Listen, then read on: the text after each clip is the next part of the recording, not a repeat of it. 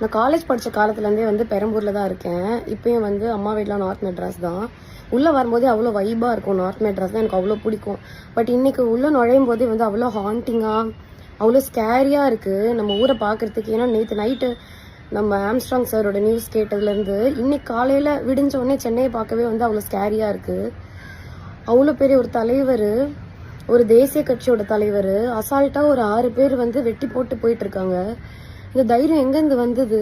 Already அவர் இழந்தாச்சு, அதுவே அநியாயமான விஷயம், மனசு பதறுது.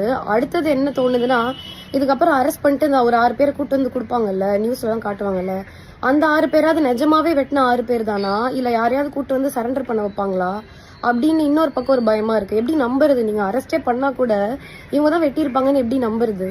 ஏன்னா சும்மா ஒரு கோவத்துல அப்படியே வெட்டிட்டு போனா அது வேற, அதுவே தப்பு, அது வேற கதை. பட் இவ்வளோ கோல்டு மர்டரு, இவ்வளோ பிளான் பண்ணி பெரிய ஆட்கள் இல்லாம அவ்வளோ பெரிய கேஷ் கொடுக்காம இவ்வளோ ஒரு தைரியம் யாருக்குமே வராது. இது கண்டிப்பா நியூஸ்ல வரும். இது பெரிய விஷயம் ஆகும்னா வெட்டுறவங்களுக்கு கண்டிப்பா தெரியும். அப்போ வந்து ஒரு பிளானிங் இல்லாம அதை பண்ணியிருப்பாங்க. மகாராஜான்னு ஒரு படம், அந்த படத்துல வந்து ஒரு குப்பை தொட்டி காணா போவோம். குப்பை தொட்டிங்கிறது கொஞ்சம் எக்ஸாஜரேட்டடா இருந்தாலும் நட்டீஸ் வந்து எல்லாருக்கும் ஃபோன் பண்ணுவாரு, போலீஸார் எல்லாருக்கும் ஃபோன் பண்ணுவாரு. இந்த மாதிரி ஒரு கேஸ் இருக்கு, நீ வந்து ஆஜராவரியா, நீ அதுக்கு பதிலா திருநன் ஒத்துக்கிறியா நிறைய பேரை கேட்பாரு. அப்போ அது டெஃபினட்டா அது வந்து எல்லா இடத்துலயும் நடக்கிறது தானே. ஒரு சின்ன கேஸ்க்கே யாரோ பண்ணதுக்கு ஆள் கிடைக்கலன்னு யாரோ ஒருத்தங்க ஒத்துக்கிறதுக்கு போறாங்கன்னா, இவ்வளோ பெரிய கேஸ் முன்னாடியே பிளான் பண்ணி நீங்க மர்டர் பண்ணியிருக்கீங்க. அப்ப அதுல வந்து நீங்க கவலைப்படாதீங்க, இதுக்கு பதிலா இந்த 6 பசங்க வந்துருவாங்க அப்படின்னு சொல்லிட்டு முன்னாடியே பிளான் பண்ணாம பண்ணிருப்பாங்களா அப்படின்னு மனசு வந்து பதறுது. நிஜமாவே நீங்க கூட்டு வந்தா கூட எங்களால இனிமே நம்ப முடியாது யாருன்னு. அவர் ஒரு ஆணு, ஒருத்தரை தள்ளுறதுக்காவது ஒரு ஸ்ட்ரென்த் இருக்கக்கூடிய ஒருத்தங்க கேர்ள்ஸ் கம்பேர் பண்ணா பசங்க கொஞ்சம், அது ஒரு கட்சியில இருக்காரு, கொஞ்சம் ஆளுங்க அந்த இடத்துல இருந்திருப்பாங்க. அவங்களுக்கே இந்த நிலைமைனா, ஒரு சாதாரண வீட்டுல இருக்கவங்க, ஒரு சிங்கிள் பேரண்டா இருக்கவங்க, குழந்தைங்களை வச்சுட்டு இருக்கவங்க, வெறும் வயசானவங்க மட்டும் இருக்க வீடு, இப்போ அவங்கெல்லாம் எப்படி வந்து வாழுவாங்க? இவங்களுக்கு இந்த நிலைமைனா நாங்களாம் எப்படி நிம்மதியா வீட்டுல வந்து வாழ்றது? நார்மல் பீப்புள்லாம் இப்போ ஒரு ஸ்விக்கி இருக்கு அப்படின்னா அவங்க அந்த யூனிஃபார்ம் ஏன் போடுறாங்கன்னா நம்மளோட நம்பிக்கைக்காக தான். ஓகே, இவங்க வெளியாள் கிடையாது, இவங்க இதுல தான் ஒர்க் பண்றாங்கன்றது தான் ஸ்விக்கியோ ஜொமேட்டோவோ ஏதோ ஒரு டெலிவரி ஆப் வந்து ஒரு யூனிஃபார்ம் போட்டு வராங்க. அந்த யூனிஃபார்ம் போட்டு 6 பேர் சேர்ந்து ஒருத்தர் இந்த பக்கம் 3 பேர் அந்த பக்கம் பிடிச்சிட்டு ஒருத்தன் வெட்டுறான்னா, அப்ப எப்படி நம்பி நம்ம வந்து டெலிவரி வாங்குறது? எந்த ஒரு பொருளுமே வீட்டுல சின்னதா யாராவது பைக்ல போகும்போது இப்படி உரசிக்கிட்டே ரோட்ல விழுந்துட்டாங்கனாலே அப்படியே ஒரு மாதிரி அடிவயிறுல ஒரு மாதிரி கலங்குற மாதிரி இருக்கும். ஐயோ இப்படி தேய்ச்சிட்டாங்களே, ஐயோ அப்படின்னு ஓடி போகணும்னு தோணும். ஒரு 6 பேர் சேர்ந்து 2 கையும் டைட்டா புடிச்சிட்டு வெட்டுறாங்கன்னா அந்த மொமெண்ட் அவர் எவ்வளவு பயந்துருப்பாரு, கூட இருக்கவங்க அவர் எவ்வளவு ஸ்கேரியா ஃபீல் பண்ணிருப்பாங்க, அவர் எவ்வளவு துடிச்சு செத்து போயிருப்பாரு. அவ்வளவு பயமா இருக்கு. சும்மா ஒரு எலெக்ஷன் டைம்ல நான் விகடனவா ஷோ முடிச்சுட்டு நைட்டு வரத்துக்கு ஒரு 12:30 ஆயிடுச்சு. ஷோ நைட்டு லேட்டா தான் முடிஞ்சது.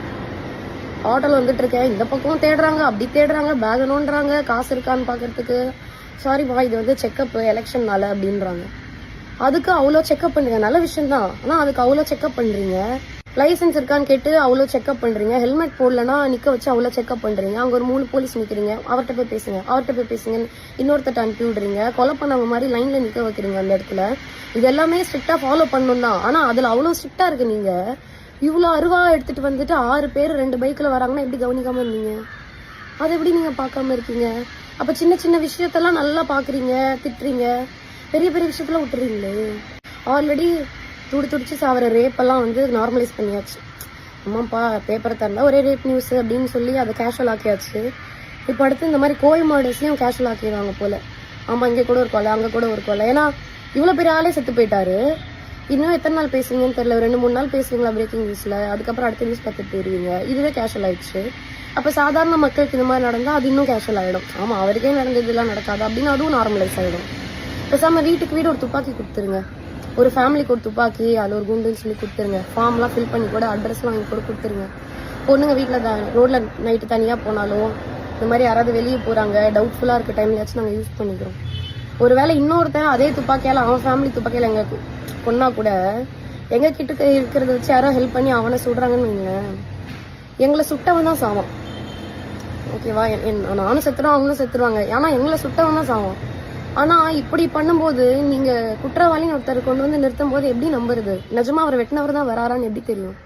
முன்கூட்டியே ஆஜராகிறதுக்கு இப்ப நான் தான் தப்பானு சொல்லி போய் அரெஸ்ட் சரண்டர் ஆயிடு அப்படின்னு சொல்றதுக்கு ஆள் ரெடி பண்ணாம போயிருப்பாங்கன்னு என்ன நிச்சயம்? நாங்க எப்படி அதை நம்புறது? நீங்க கூட்டு வந்தா கூட இனிமே ஒருத்தரை நாங்க எப்படி நம்புறது? அந்த கொலையாளிகளை ரொம்ப பயமா இருக்கு ஆக்சுவலி. இந்த காசை வாங்கிட்டு கூலிப்படியாக வேலை செஞ்சு மற்றவங்கள கொலை பண்ணி அதில் ஒரு காசு சம்பாரிச்சு 1 லட்சமாக இருக்கட்டும் 10 லட்சமாக இருக்கட்டும் எவ்வளோ வேணா இருக்கட்டுமே, அதில் சமைச்சு சாப்பிடும்போது எப்படி உங்கள் தொண்டைக்குழியில் சாப்பாடு போகுதுன்னு எனக்கு தெரில. நீங்களாம் நைட் எப்படி நிம்மதியாக தூங்குவீங்கன்னு எனக்கு தெரில. உங்கள் ஃபேமிலியில் இருக்கவங்க, உங்கள் ஒய்ஃபு, உங்கள் குழந்தெல்லாம் எப்போ அப்பாவுக்கு அடுத்து என்ன ஆகும், அவர் யார் அரெஸ்ட் பண்ணுவா, அவர் யார் கொலை பண்ணுவான்னு பயந்துட்டு தானே வாழ்வாங்க. அப்படி என்ன இந்த வேலையில் ஒன்று உங்களுக்கு இருக்குதுன்னு எனக்கு தெரில. யாராவது அந்த மாதிரி இருக்கீங்கன்னா, சப்போஸ் இந்த வீடியோ பார்த்தீங்கன்னா ஏதோ ஸ்க்ரால் பண்ணும்போது நீங்கள் எனக்கு கூட மெசேஜ் பண்ணுங்கள். நான் யார்கிட்டயும் அந்த மெசேஜ் காட்ட மாட்டேன். நீங்கள் எனக்கு கூட மெசேஜ் பண்ணுங்கள். நான் என்னால் முடிஞ்ச அளவுக்கு எங்கேயாவது உங்களுக்கு வேலை வாங்கி கொடுக்குறேன். மீடியாவில் அன்ஸ்கில்டு லேபர்ஸ் நிறைய பேர் இருக்காங்க. படிப்பெல்லாம் தேவையே கிடையாது. அதுக்கு ஒரு நாளைக்கு 1000 to 1500 வரும். மாதம் ஃபுல்லாக நீங்கள் உழைக்க ரெடினா உங்களுக்கு வந்து ஈஸியாக 25 to 30,000 ஈஸியாக உங்களால் வாங்க முடியும். அதில் ஒய்ஃப் குழந்தைய நல்லா வச்சுக்கலாம், அதில் உழைச்சி சாப்பிட்லாம், சாப்பாடு நல்லா ஒட்டும், உடம்புல நிம்மதியாக தூக்கம் வரும் படுத்தா. ஒரு நல்ல லைஃப். ஒரு 25,000 போதாதா அவங்க கஷ்டத்தில் வாழ? அப்படி இன்னொருத்தரை கொலை பண்ணி அப்படி சம்பாரிச்சு என்ன பண்ண போறீங்க?